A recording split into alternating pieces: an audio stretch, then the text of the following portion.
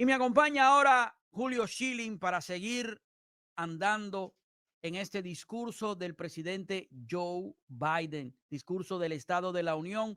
Julio Schilling es politólogo, analista. Julio, bienvenido, ¿cómo estás?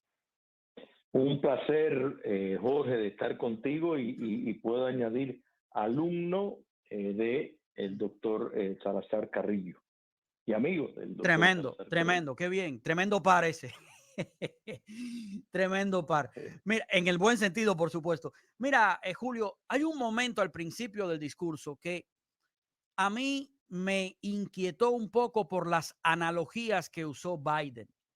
Biden comenzó su discurso hablando de que en enero de 1941 el presidente Franklin Roosevelt fue ahí mismo al Congreso para hablarle a la nación. Y él dijo que era un momento sin precedentes en la historia de la Unión. Dijo, Hitler was on the march, lo dijo Biden, como que Hitler estaba en marcha y que la guerra estaba rampante en Europa. Acto seguido, Biden dice también que este es un momento también sin precedentes en la historia. Es que Biden estaba haciendo algún tipo de comparación con Hitler cuando dice que Hitler was on the march y que se estaba viviendo en el año 41 un momento sin precedentes y que ahora también estamos viviendo un momento sin precedentes. ¿Es que acaso Biden hizo una analogía de Hitler con Trump? Porque para mí eso es muy preocupante y además divisorio y además antiamericano.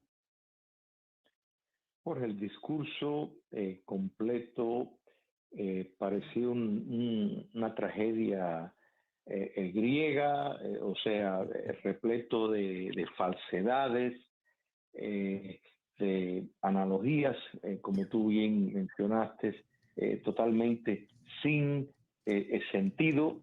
O sea, primero, si cuando está, cuando dice que el asalto al Capitolio del 6 de enero es la peor crisis que ha tenido los Estados Unidos de la guerra civil, quiere decir que fue eso más importante que el ataque de Japón a Pearl Harbor, fue más importante que la Segunda Guerra Mundial, fue más importante que la Primera Guerra Mundial, fue más importante que la Guerra Fría. Totalmente absurdo, totalmente un desquicio total. Cuando utilizar la palabra insurrección, eso es un error garrafal.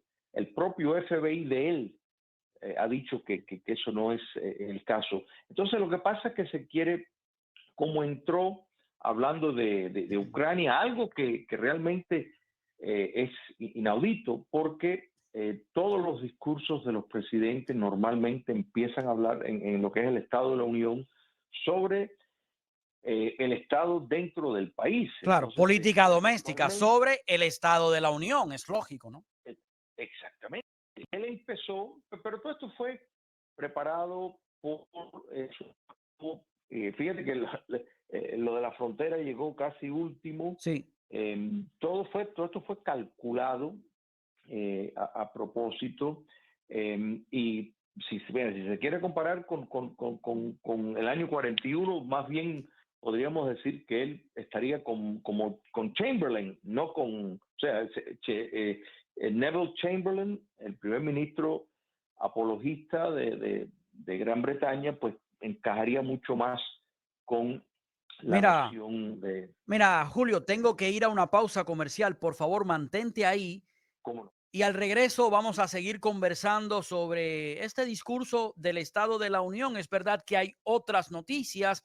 El programa hoy viene en versión recortada, así que yo creo que podemos conversar sobre el discurso del Estado de la Unión y un par de informaciones más. Y por supuesto, voy a abrir las líneas telefónicas a través del 305-400-0670. Y bueno, pues seguimos conversando sobre el discurso del Estado de la Unión pronunciado por el presidente Joe Biden en el día de ayer. Me acompaña Julio Schilling, quien es politólogo, analista.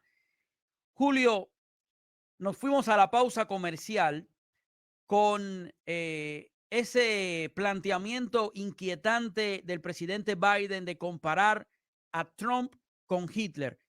No dice el nombre de Trump específicamente, pero a buen entendedor yo creo que con pocas palabras.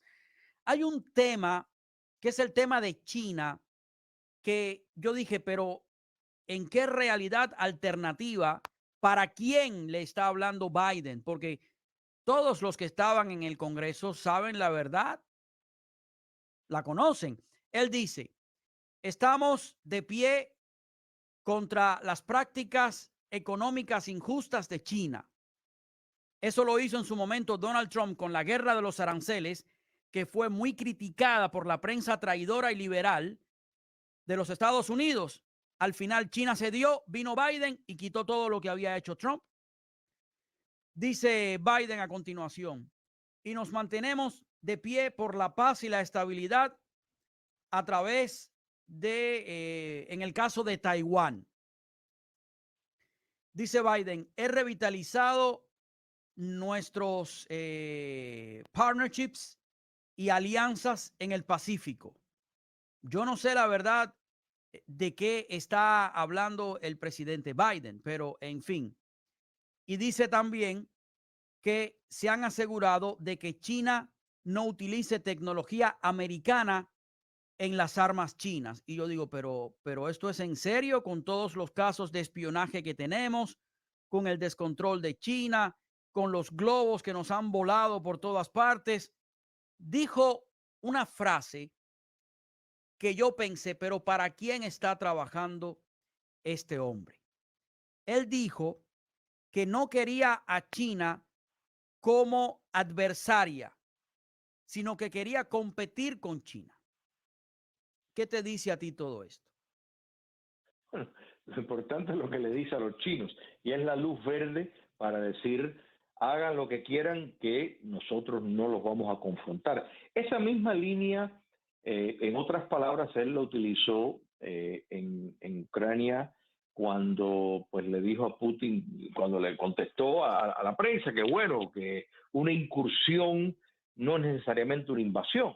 Entonces eso fue todo lo que Putin necesitó para decir, para allá voy. Eh, y lo de China es algo que realmente impresionante y altamente peligroso cómo este país le está abriendo el terreno. Primero, mira, promoviendo eh, la, el requerimiento de que tengamos todos carros eléctricos, cuando China es el mayor fabricante de las baterías necesarias para los automóviles eléctricos, donde los Estados Unidos todavía no tiene ni mínimamente la infraestructura para poder tener 20% de la población si tuviera los carros eléctricos. Eh, Estas mercancías que vienen netamente, China tiene monopolizado el mercado. Eh, lo que le está dando en bandeja de plata es precisamente la potestad de la producción de elementos necesarios para la supervivencia, las cosas más básicas. Podemos añadir al tema de que China ha logrado exportar un virus, matar más de 1 millón de norteamericanos y otros millones a través del mundo, y todavía no se le ha responsabilizado a pesar de toda la información que tenemos, o sea, que es récord público, que es incuestionable. Sin embargo, a Trump lo atacaban cuando señalaba, lo llamaban racista, cuando señalaba el dedo hacia China, y escuchamos estas palabras de Biden, poniendo a un lado los intereses comerciales de la familia Biden con China comunista, que es algo serio y muy preocupante. La realidad es que es el mejor amigo que han tenido Sí. los chinos comunistas en la Casa Blanca. Entonces, pues tienen, el TikTok es prohibido para empleados del gobierno federal, porque es considerado un dispositivo donde el Partido Comunista Chino es en efecto el dueño, tiene los controles de TikTok, por eso es que es prohibido. Y el presidente Biden pues hace un anuncio en TikTok. O sea, es como que si eso no es endorsar Sí, a sus camaradas en Pekín, yo no sé es lo que no es. cierto. Es cierto. Mira, dando así saltos en el tema de la geopolítica con este discurso del presidente Biden. Y por cierto, concretando, él dijo que estaban de pie para defender la paz y la estabilidad a través del estrecho de Taiwán. Si a China se le ocurre atacar Taiwán, no sé cuál sería la reacción de los Estados Unidos. Por decreto, por acuerdo, están obligados a responder, a proteger a Taiwán, pero con esta administración no lo sé. Bueno, en el tema de Israel, el presidente Biden anunció que iban a poner un puerto provisional en la Franja de Gaza, en el Mediterráneo, para traer alimentos y suministros para los palestinos, en este caso. Dijo que si bien Israel tenía derecho a defenderse, tenía también una responsabilidad con los civiles palestinos. Y habló acerca de la importancia y la necesidad de esta solución de dos estados. Yo no tengo nada en contra de la solución de dos estados. Ahora bien, dicho esto, en el contexto de la guerra de Israel con un estado terrorista, me parece, y lo dije al principio del programa, que legitima al grupo terrorista. Me parece un error por parte del presidente Biden total, un guiño a la izquierda que lo está presionando constantemente porque no ha actuado, según la izquierda, con contundencia en contra de Israel. Entonces, ¿qué piensas tú sobre esto? ¿Qué te parece? Primero, Jorge, el hecho de que Biden ni siquiera nombró a Irán en todo su discurso es Es una de las cierto, cosas más, es una de las cierto. cosas más irresponsables que ha hecho. Porque todo esto que está ocurriendo, el desorden en el Medio Oriente, es producto de la política Biden-Obama, porque Obama fue el que empezó el acercamiento con Irán. Trump precisamente se alejó de Irán, dejó a un Irán en una situación económica por las sanciones que le había impuesto, incapaz de seguir su carrera armamentística y su agresión en el área. Empezó relaciones con estados árabes más moderados, de corte suní.